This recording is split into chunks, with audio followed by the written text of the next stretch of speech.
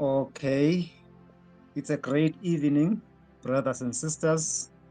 We want to give praises to our God and our Savior for granting us this time that we may come together in fellowship, even as we find this time to sit back and delve much on the Word of God.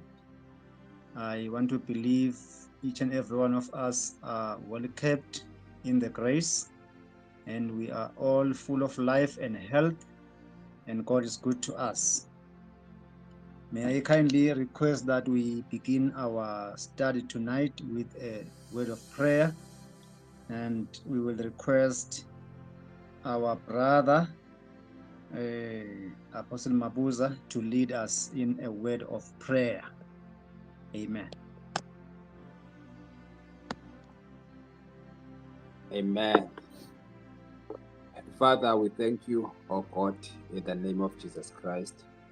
We come to you we come before you, O God, with a heart full of gratitude and praise, our God. In the name of Jesus Christ, thank you for your immeasurable love, for your grace, for your mercy that you have revealed through Jesus Christ to us, our God. Thank you for opening our eyes for understanding and granting us the spirit of wisdom and revelation in the knowledge of Christ. In the name of Jesus Christ, we thank you, O God, for all that you are continuously doing for us in as far as the word of revelation is concerned. Even tonight, our Father, we thank you that we are going to continue enlightening us in the name of Jesus Christ, giving us the power and the wisdom that we need in the name of Jesus Christ. All glory and honor, it belongs to you, Christ. In the name of Jesus Christ, amen. Amen. Thank you, my brother, for the prayer. We are already in the class and we are continuing with our study. Is we are going to all remember that we were doing on Monday the topic that says coming to the full knowledge. Coming to the full knowledge. And then tonight you'll allow me to continue from where we ended. Maybe just before we do our session for tonight, I want us to do a recap of what we went through last meeting. We were having our anchor verse, which is John chapter 17, verse number 3, where it reads, "And this is eternal life, that they may know you, the only true God, and Jesus Christ, whom you have sent." So we did an exposition of that verse. We were trying to look into all the bits and pieces of the verse, and we got about 4 phrases there which are very important in our study. The first one was, "This is the eternal life."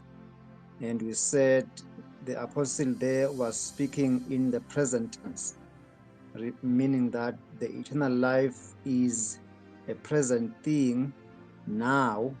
We don't enter eternal life after we die. And the second phrase was, "that we may know," that we may know. And we talked about that Greek word ginosko, which actually refers to intimate knowledge, intimate relationship, the knowledge that is experiential, not a head knowledge. And then we also looked on the phrases "you" and "Jesus Christ."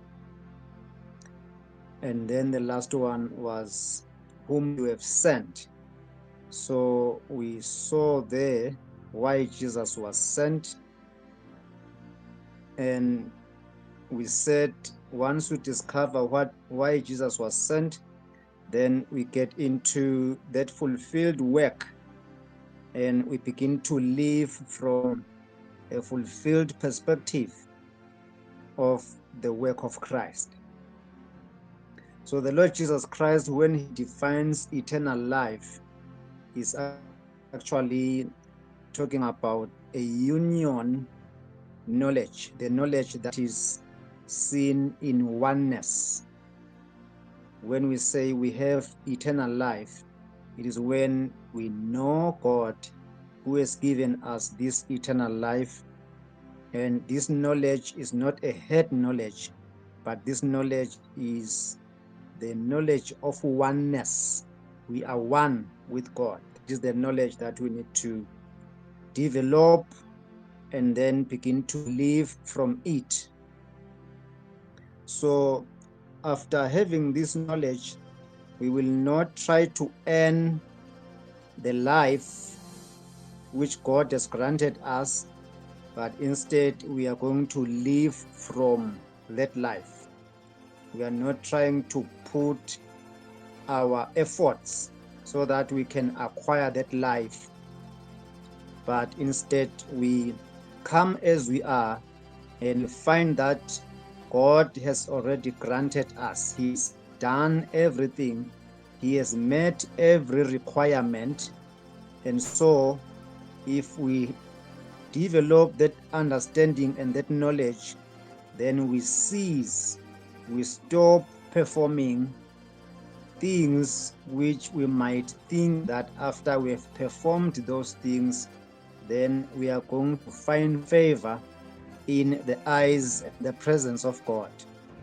There is nothing that we need to perform, especially the things which were demanded in the Mosaic law and those things which were demanded in the Old Testament kind of religion.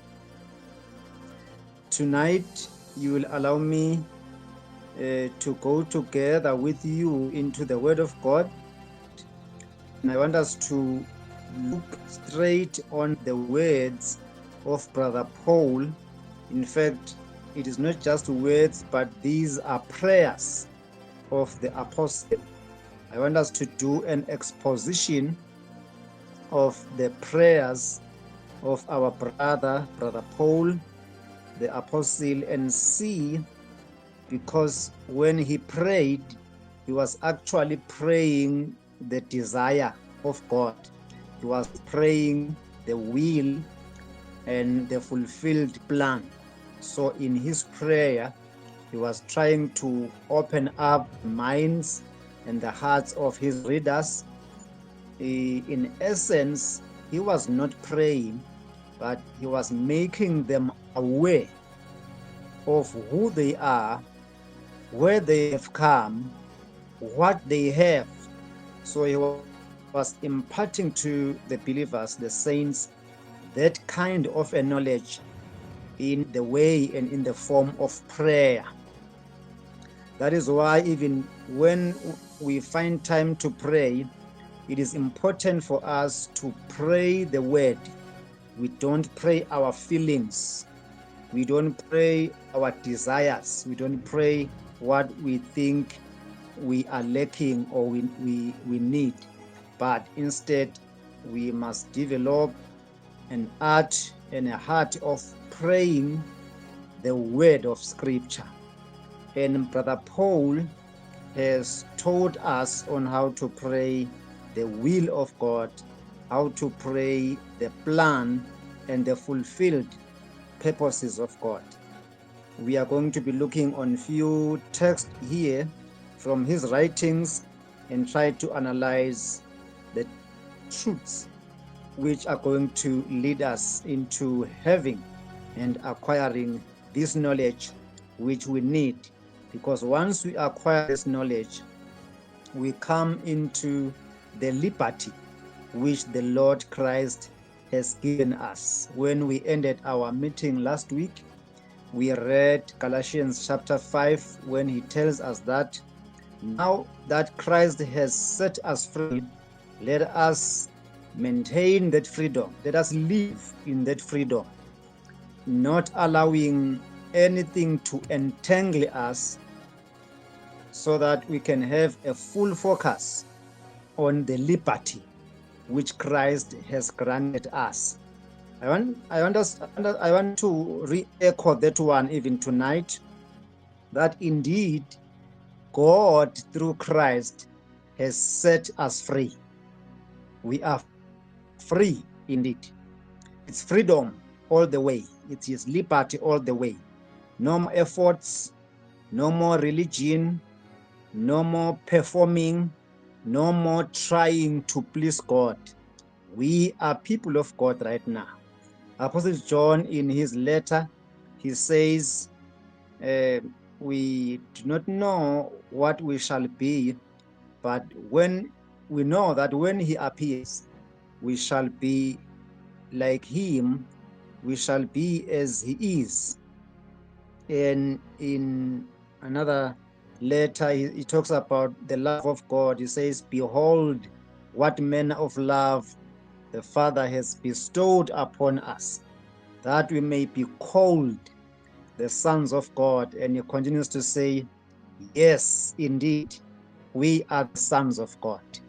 We are not trying, we are not buying God to adopt us as sons. We are not trying to live as holy as per the requirement of God, because the requirement of holiness, the standards of holiness, were all called upon the ministry of Jesus Christ, who died on our place.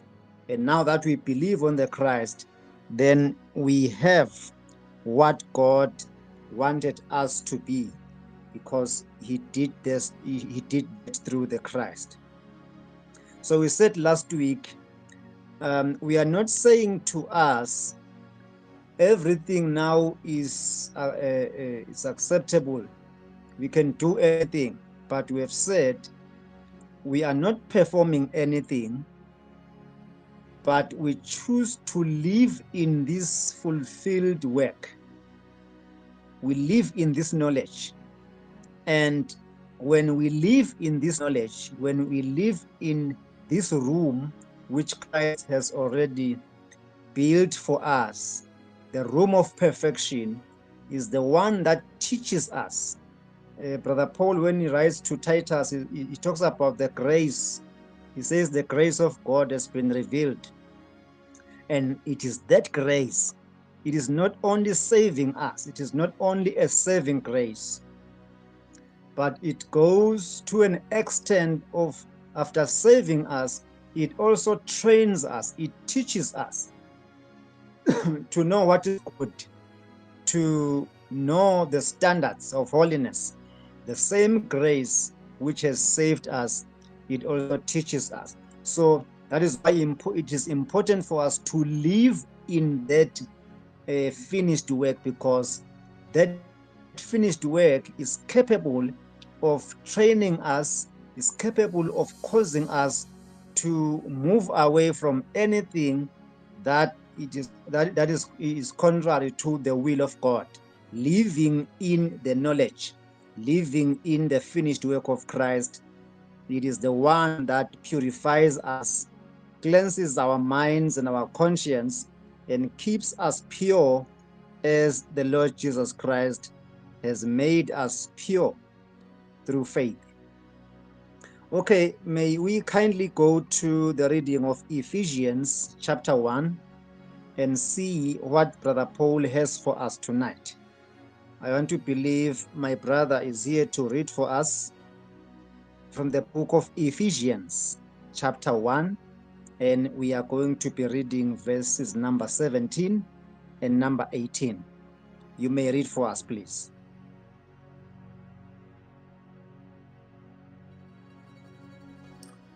Ephesians 1 verse 17, 18. That the God of our Lord Jesus Christ, the Father of glory, may give unto you the spirit of wisdom and revelation in the knowledge of him, the eyes of your understanding being enlightened, that you may know what is the hope of his calling, and what the riches of the glory of his inheritance in the saints. Amen. What a verse.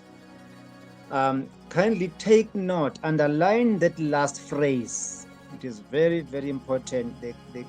Our key to open this padlock lies on that last phrase that you did, my brother. Can you do it again? That very last phrase.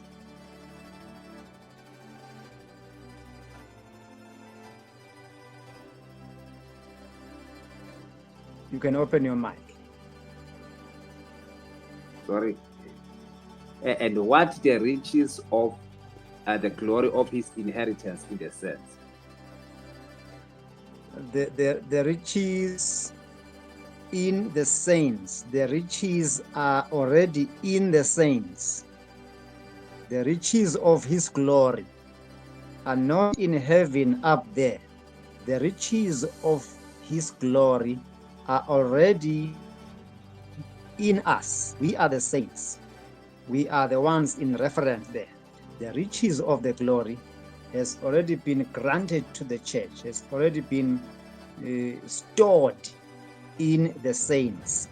So he prays, he says, may the spirit of wisdom and the spirit of revelation be granted to you in knowledge of him, that you may know him. So you need the spirit of wisdom, you need the spirit of revelation, so that you may come into this knowledge. And knowledge of what? The knowledge of him that has given you all the riches of his glory.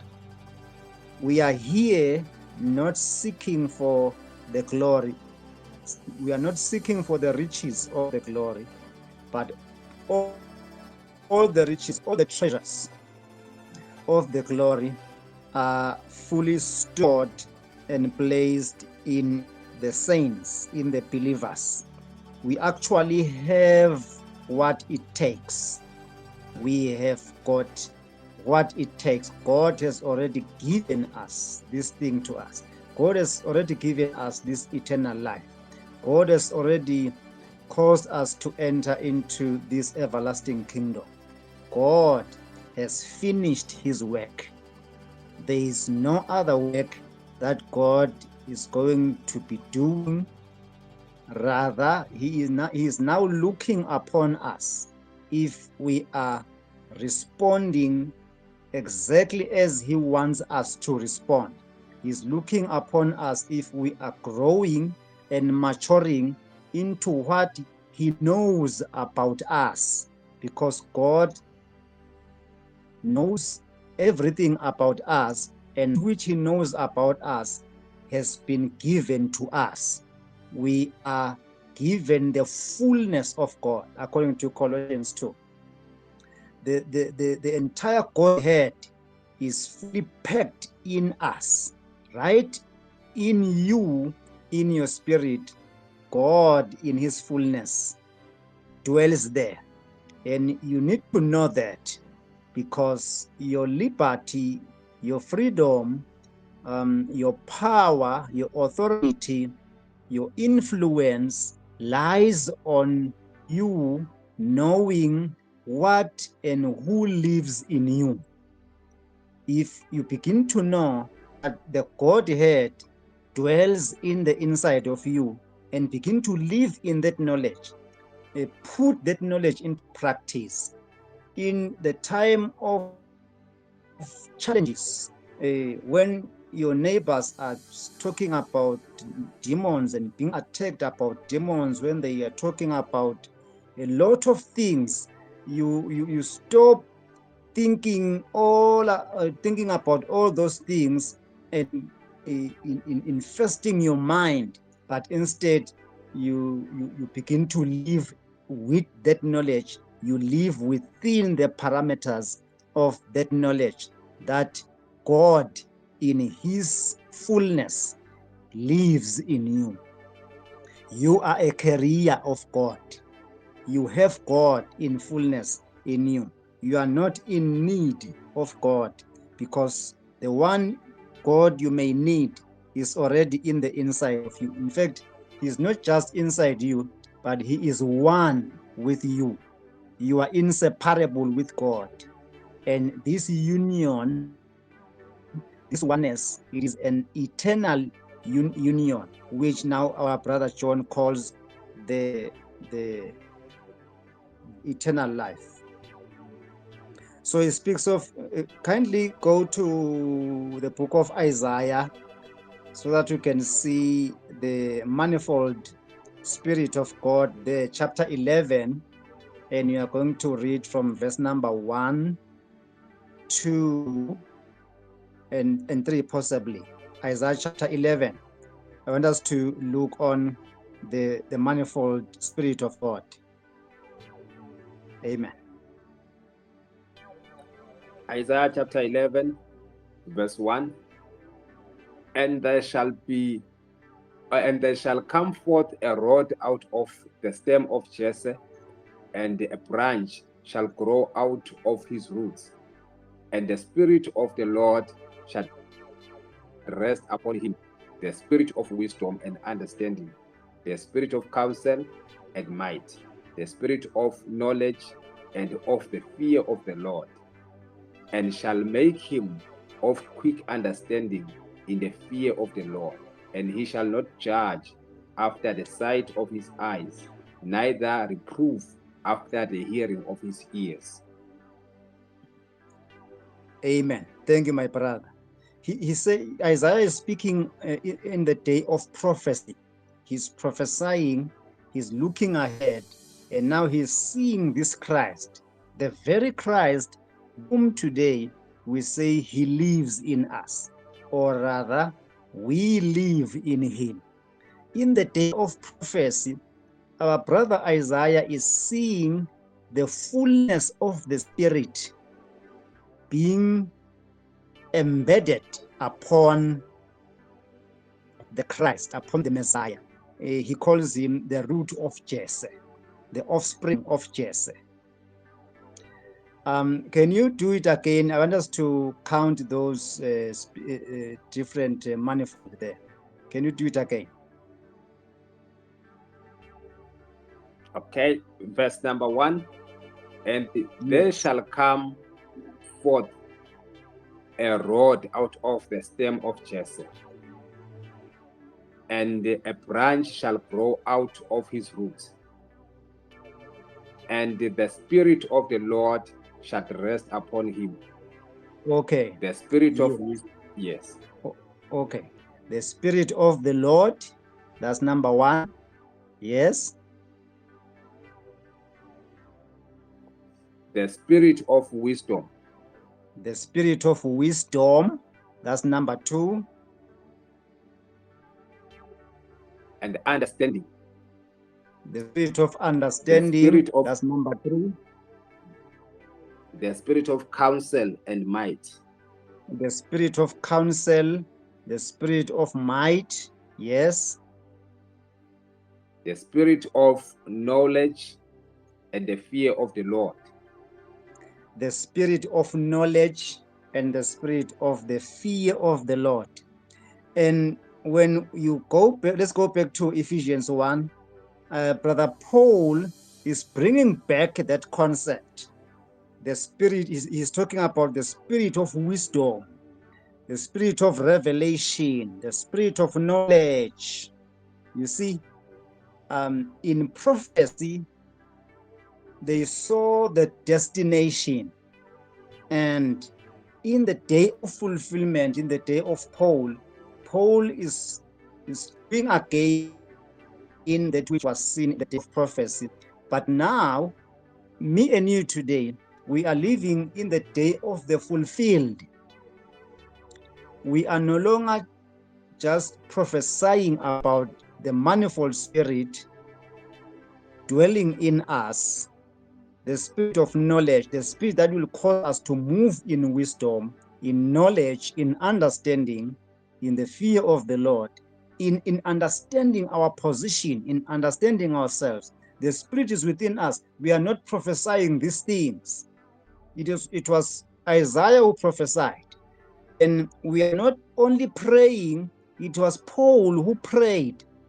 us today, we know, we must know, we must live in knowledge. We don't prophesy about it, we don't pray for it. Paul was okay, to pray for it. Isaiah was okay to prophesy about it.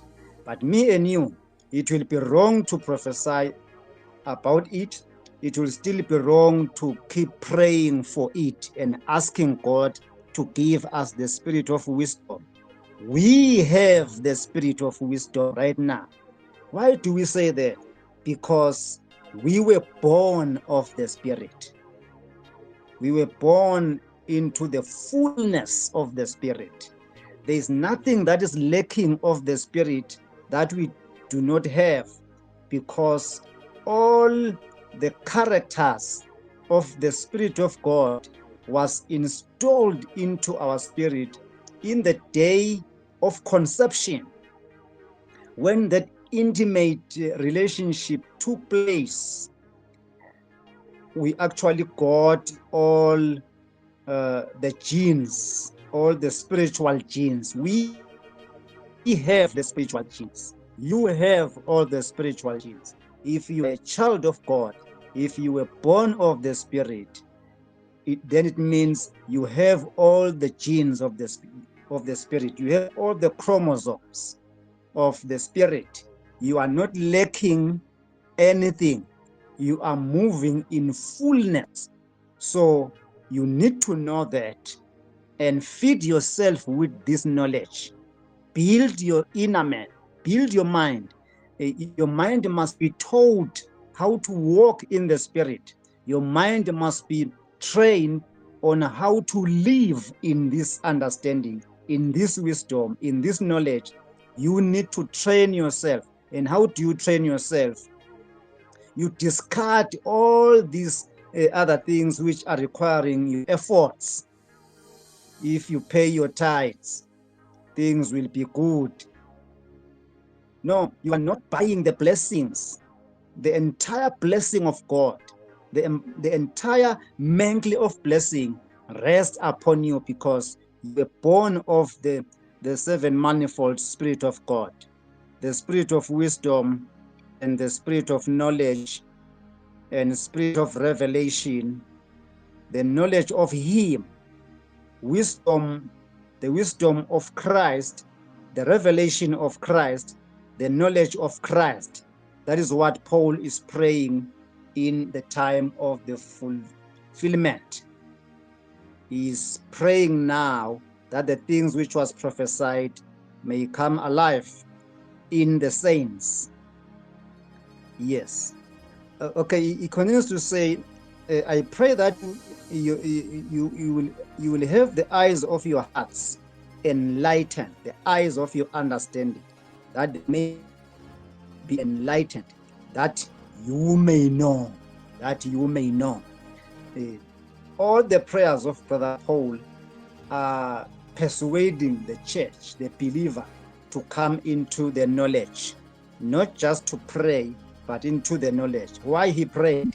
He prayed because in his prayer, he was imparting this knowledge. You may say he was praying, but in essence, he was just imparting this knowledge in the way of prayer. Can you do that verse number 18, my brother, so we may continue? Do that verse number 18, Ephesians 1. Verse number 18. The eyes of your understanding being enlightened, that you may know what is the hope of his calling, and what the riches of the glory of his inheritance in the saints. Yes, thank you. That you may know the hope of his calling. They were still in the hope because they were in the transition period. Me and you, we are no longer in the hope of his calling. We are already called. We have already come into the fulfilled hope. We are not praying for this promise to be fulfilled, because we have come into this setup and we found that everything has been accomplished and fulfilled We are no longer hoping for the inheritance. We have come into the inheritance. And he continues to say, this inheritance is the glory. This inheritance is the glory of God. Now, when you look on the word glory, it refers to majesty, it refers to presence, it refers to authority, it refers to power, it refers to the very presence of God in the believer. That is why he says, this treasure, this which was hope in their time, it is actually now the reality. To us, it is no longer hope, but it is reality. So we need to know, because our eyes have already been opened. We are not praying that our eyes will be opened, because we are not in the transition. We are in the grace. And everyone who is in the grace, their eyes have already been opened. So we need to know our position now. Our position is not the same position those people who prophesied were in. Our position is not the same as the position of those people in the time of fulfillment were in. Our position is not hope, but our position is possession of these riches. We are actually living after the resurrected life. And we must know that and see it coming alive into our lives. Let's go to Ephesians chapter 3, and we are going to read verse number 19, my brother. Ephesians chapter 3, you will be reading verse number 19. Let's go. Ephesians 3, verse number 19. And to know the love of Christ, which passeth knowledge, that you might be filled with all the fullness of God.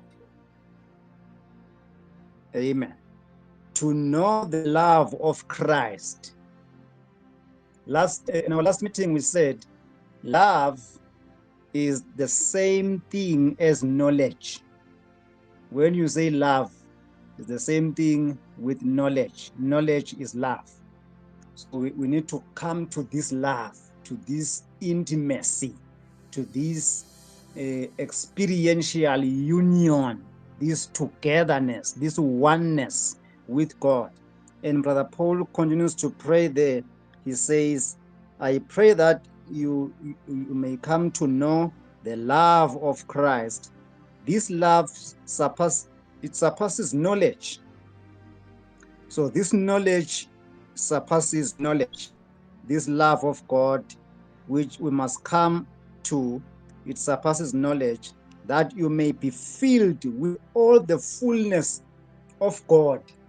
So this prayer is persuasion now in nature. He is persuading them. He is telling his readers that come to this fullness of God, because God has already granted that. And in a twinkling of an eye, we are going to come out of this Old Testament thing. We will go through this transition. And even as we come out in the style of the transition, brothers and sisters in the Lord, come to the fullness, be filled with the fullness of God. This is where we are. That is our position now. We are already filled with the fullness of God. We are not trying to be like God, but we are like God. We are one with God. That is our position. We are filled with God's fullness right now. We are not lacking the fullness of God. We are not lacking the presence of God. We are actually living, and we are expected to live in the fullness of God. That is our position now, not after we die. This is our position right now as I speak to you.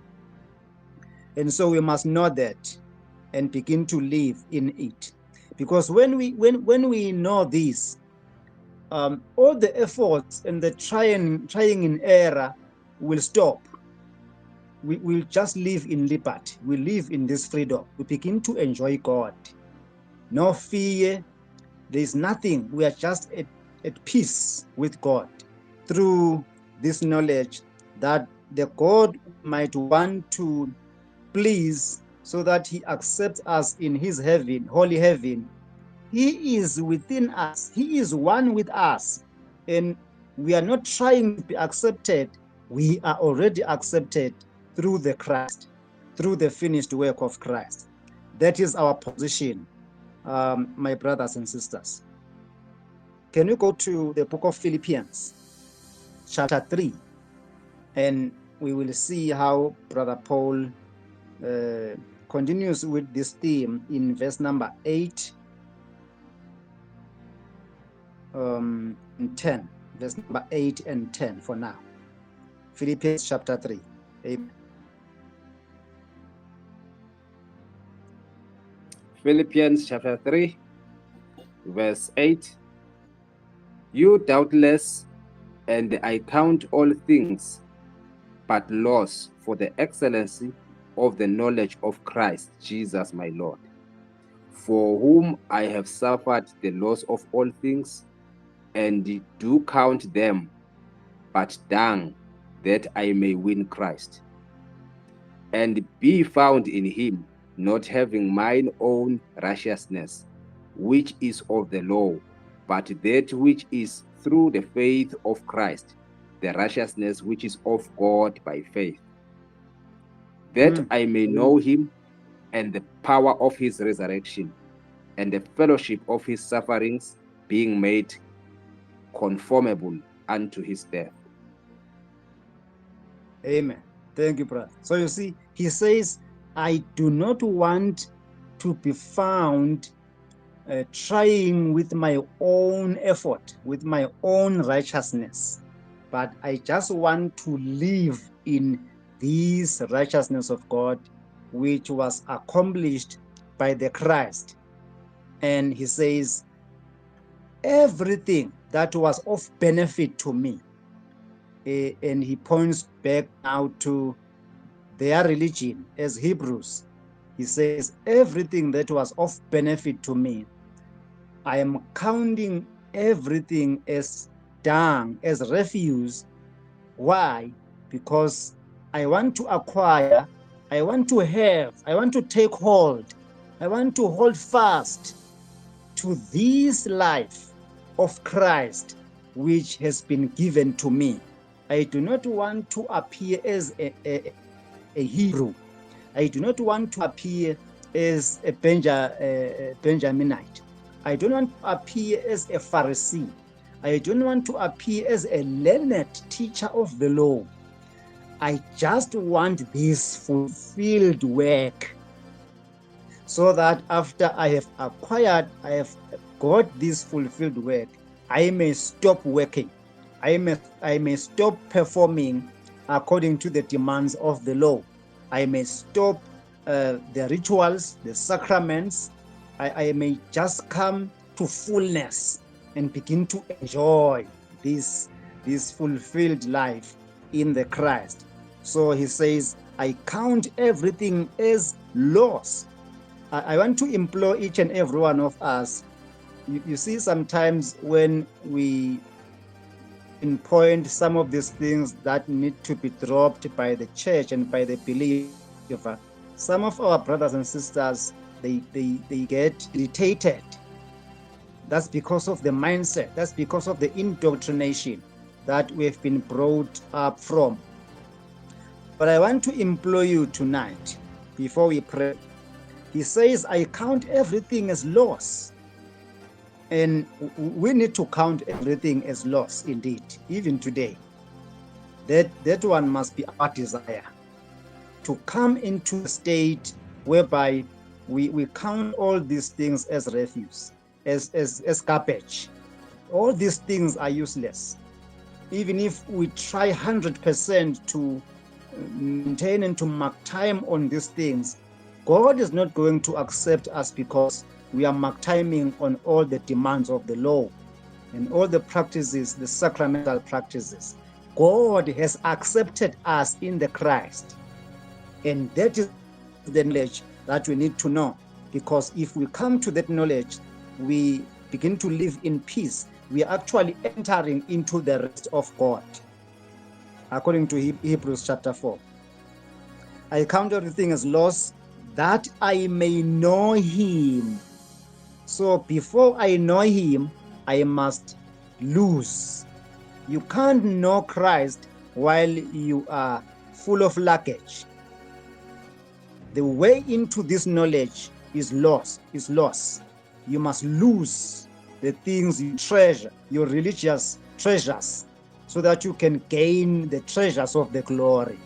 You cannot, on the one hand, you are having the treasures of the glory. On the other hand, you are clinging on the treasures of this world, your efforts, your religion. You cannot do that.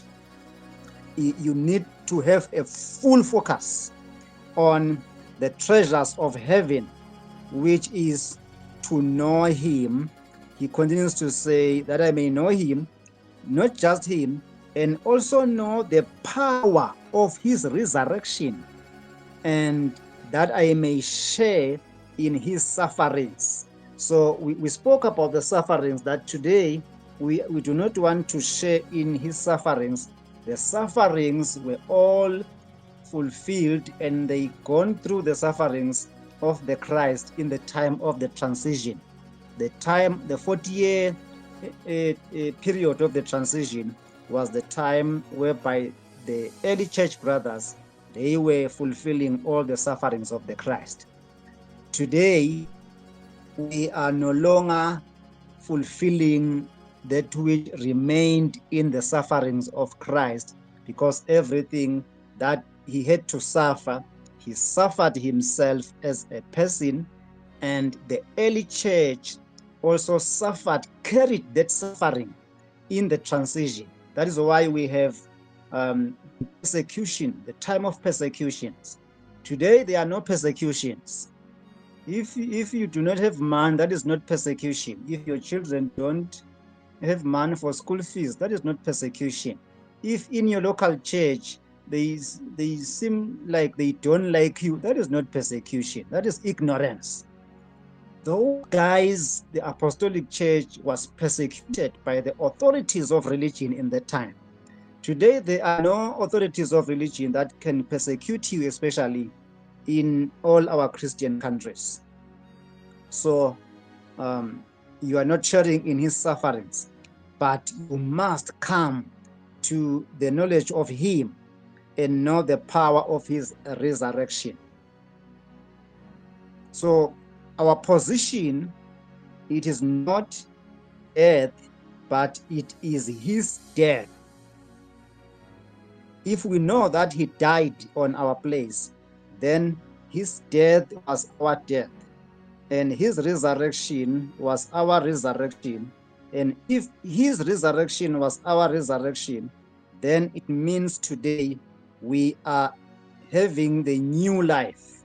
What is that new life? It is the life after the resurrection. Amen. Do you have somebody with an amplified vision here? I want us to redo this verse here, the same verse from the amplified version. Somebody else help us, please.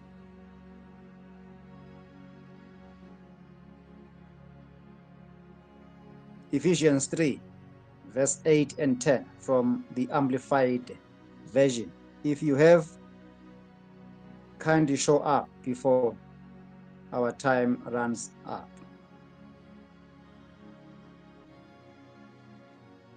Amplified, do you have one?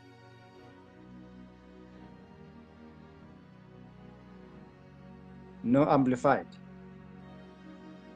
Okay. Brother Mabuza, can you read for us Romans chapter 6 and do verse number 4 and 5? Romans 6, verses 4 and 5. I want us to look on this new life after resurrection. Romans 6, verse 4.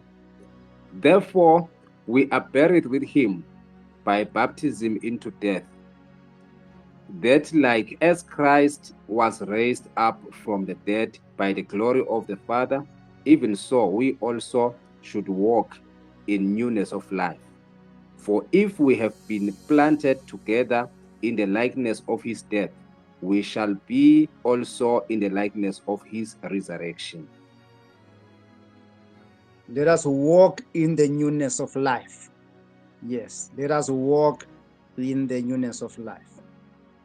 Okay, let's go to Colossians chapter 1, verse number 9 and 10. Colossians chapter 1, 9 and 10 verses.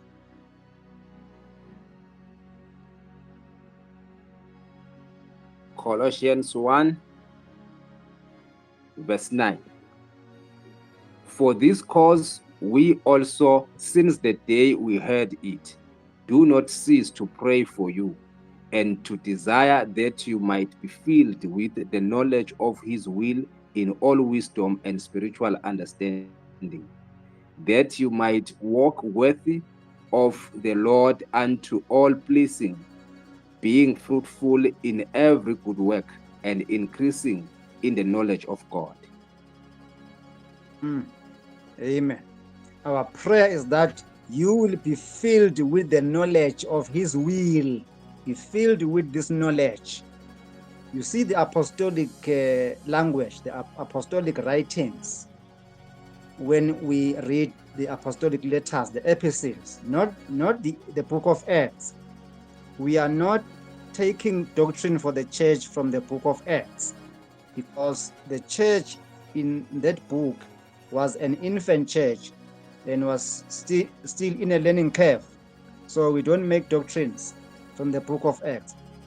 But as we go into the epistles, the apostolic letters, it is when now we find the life of the church, how the church must live. So his prayer or his desire, it is that the saints will be filled with the knowledge of the will of God in all spiritual wisdom. All these prayers of Brother Paul are interlocked in that prophecy of Isaiah in chapter 11. Wisdom, knowledge, understanding, revelation, spirit of the manifold spirit of God. So we need to come to the knowledge of the will of God and to come in all spiritual wisdom. We must live in wisdom. That is the knowledge, that is the understanding, that is the full spectrum of our position. So nothing is going to pass us by mistake. We are in a place of knowledge, in a place of understanding. How I wish God really helps us to come to this thing, whereby I can be able to know and to read your thoughts right now. What are you thinking? What's happening in your mind? What are you planning? Knowledge, having the mind of Christ, and knowing the things which Christ knows, being able to see and to sense a danger which is coming from a distance, and be able to conduct myself and set my steps rightly. That is the kind of the knowledge that the church must be living in, because we are living in the day of the fulfilled. So we must walk worthy, because we know his will and we are in union with him. We are just in union with him. I want us to read the book of 2 Corinthians chapter 5, my brother. You will do verse number 16 and look at the kind of people we are right now, and the kind of Christ is that we are in union with him. 2 Corinthians chapter 5, and you are reading verse number 16. Amen. 2 Corinthians 5, verse 16. Wherefore henceforth know we no man after the flesh. Yea, though we have known Christ after the flesh, yet now henceforth know we him no more. Amen. We no longer know any man. This any man, it is the man in Christ. He will emphasize that on verse number 17. The man in verse 17 should never be known in the flesh, according to the flesh.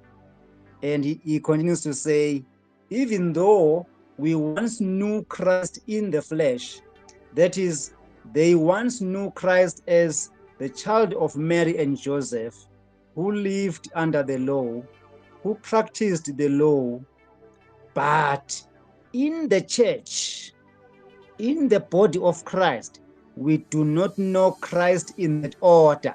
The knowledge of Christ that we have now, it is not the knowledge of Christ in that order. That is why here, me and you, we are not waiting in anticipating of a second coming of physical Jesus, because we no longer know him that way. We know him in the spirit. We know him in the kingdom order. The Lord, who is the spirit, according to, is it 2 Corinthians chapter 3, verse number 17. The Lord, now the Lord is the spirit. So we know the Lord as the spirit. We do not know the Lord as the physical man, the man of the flesh, because he's no longer going to be the flesh. He did the work which was demanded by the flesh and the religion, which demanded obedience from the flesh, and he finished that. And then he assumed his eternal position, his eternal nature, the nature of the spirit. And so we should no longer know him in the physics, but we should know him in the spirit. Not just only him, and everyone who is intertwined with the Christ. I'm not supposed to know you as you are in your physical body, but I must know the real you. I must come into the reality of who you are, in as much as I come into the reality of who Christ is. That is the position that we need to embrace. He speaks about it in verse number 17. Can you read verse number 17, my brother? Therefore, if any man be in Christ, he is a new creature. All things are passed away. Behold, all things are become new. Yes, that is the state now of knowledge. We begin to know after the new creation. We do not come into the new creation and continue with the knowledge of the old creation, the old heaven and earth. But now, because we are in the new heaven and earth, we must live accordingly and have the knowledge of the new heaven and earth. Because it says, if any man be in Christ, he is a new creation. The old things have gone, the old things have dropped. Last Monday, we were reading Hebrews chapter 6, and we looked on few things which the writer says those things must drop. So the new man in Christ, all things have dropped. And you can't be carrying those old things today, trying to perform. Drop those things. Leave, put aside the things of the flesh. Put aside all the trying and error. Come into fullness. Come into the full knowledge, because that is your place. And that place of fullness, it is in Christ. It is in Christ. In Christ, new things are looming up. New things are coming up, which is the place of knowledge. Amen. That is our union. Are you able to drift a little bit back to 1 Corinthians chapter 6, and you will do verse number 17, my brother. The 17th verse, the 6th chapter, the book of 1 Corinthians. Let's go. 1 Corinthians chapter 6, verse 17. But he that is joined unto the Lord is one spirit. Yes, the one who is joined with the Lord, the one who is joined to the Lord, he is one spirit. You see? You see your position. If you are joined with the Lord, you are one spirit with the Lord. You are not two spirits. That is why when you write your spirit, you don't use a small s. You use a capital S, because you are one spirit. There are not two spirits, your spirit and the Spirit of God. The Spirit of God is your spirit. Your spirit is the Spirit of God. That is your position. That is your eternal position. You have become one spirit with God, one spirit with the Lord. And this union, this oneness is eternal. It is everlasting. You are no longer going to change. You are already ruined. Don't try to go back to the flesh. Don't try to go back to the law.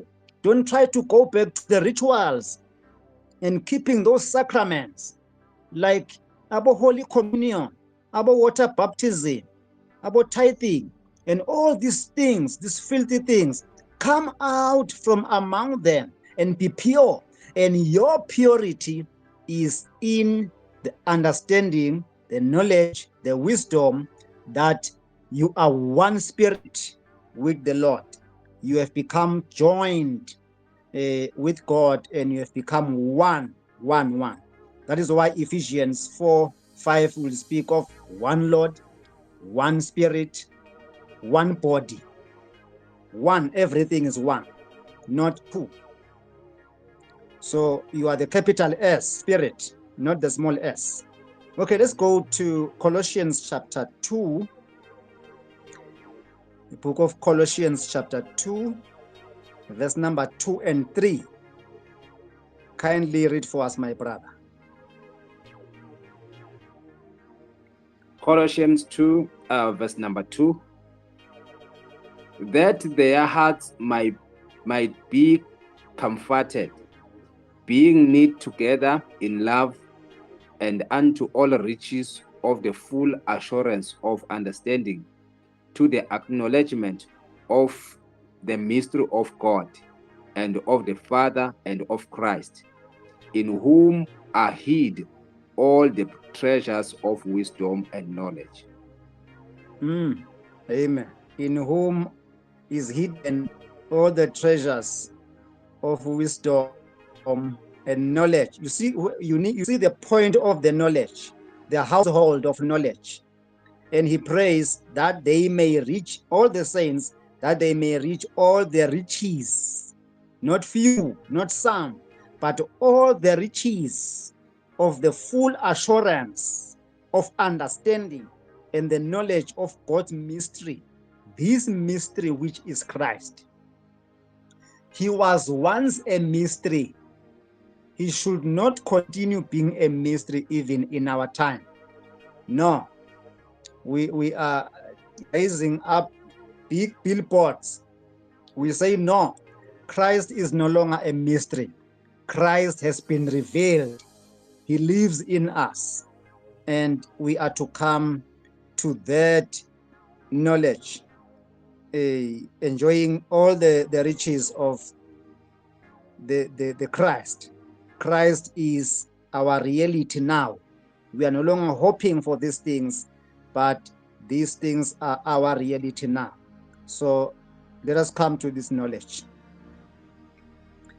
Are you able to? Okay, maybe because of time. Can you do 2 Peter? Let's see, Brother Peter, what he will say concerning this matter. And then we are going to pray. 2 Peter chapter 1, verse number 2 and 3. 2 Peter chapter 1 verse 2. Grace and peace be multiplied unto you through the knowledge of God and of Jesus our Lord, according to his divine power hath given unto us all things that pertain unto life and godliness, through the knowledge of him that hath called us to glory and virtue. I love this verse. This verse is one of my old time verses since I was young. May grace and peace be multiplied to you in the knowledge of God, his divine power. Mark this one, the part which I love most. By his divine power, God has granted to us all things. Do you have a Bible? You can mark that line. By his divine power, God has given us all things through the knowledge of him. So these things which God has given us are acquired, we possess, we take hold of these things, not through fasting, not through partaking on the Holy Communion, not through all these things, but through knowledge. Just one thing, one demand, knowledge, not performance. The things, all these things which God has given to us, that we may live and have a reverence of God with all love and virtue. God has granted us all those things through his divine power. By his divine power, he has already given us, he has already granted us all these things. And we take hold of what God has given us through the knowledge of him. If we still do not know him, if we still do not know God, if we still do not know the Christ, we still say Christ is the physical man, he's staying in heaven alone. Can you imagine a physical man staying in heaven for over 2,000 years, waiting to come in the earth? No, that man is no longer a physical man. That man, we need to know him in the state and the nature which he is right now. That nature which he was praying for in the book of chapter 17, where we began, in the book of John. And he prays about the glory, that glory which he shared with the Father before he was incarnated. And now he's seeing that he's about to finish up the work which was sent for, and he's praying to the Father, Father, I have completed the assignment. Now take me back to that glory. And Paul says that glory is the inheritance of the saints. It is the treasure in the saints, the glory which Christ returned into after he had accomplished the work after that 40-year time of the transition. So it is glory time. It is glory time. We are no longer trying to get into the glory. This one is going to be the very last one. The very last one. Family, kindly allow us to read this last one and then we will pray. 2 Peter chapter 3, my brother, and you are going to read verse number 18. The 18th verse, the 3rd chapter from the 2nd book of Brother Peter. Let's go. 2 Peter chapter 3, verse 18. But grow in grace and in the knowledge of our Lord and Savior Jesus Christ. To him be glory both now and forever. Amen. Amen. Another golden verse of mine. I think we have been noting in all my communication, I keep saying, grow in the grace. Grace abound. growing in the grace and in the knowledge of our Lord Jesus Christ. So our brothers and sisters, I implore each one of you, let us grow in the grace, and not just growing in the grace, let us also grow in the knowledge of our Lord and Savior, Jesus Christ. If we allow ourselves to grow and come into the full maturity, the full state, and then we acquire our spiritual nature, that is our position right now. In that position, we know God, we know Jesus, the Son who was sent to our aid, and that knowledge causes us to live the life of God right in this earth.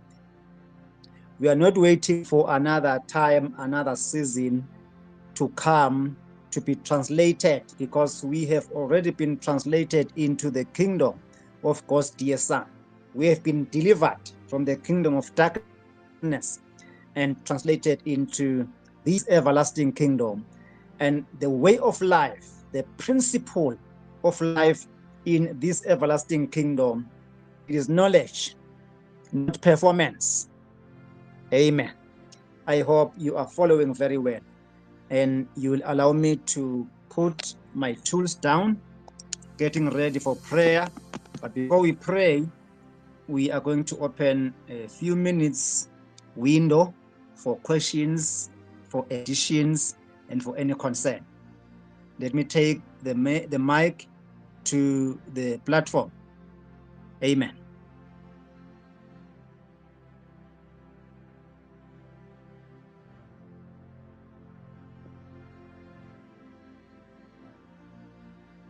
Any question? Any addition? Any concern?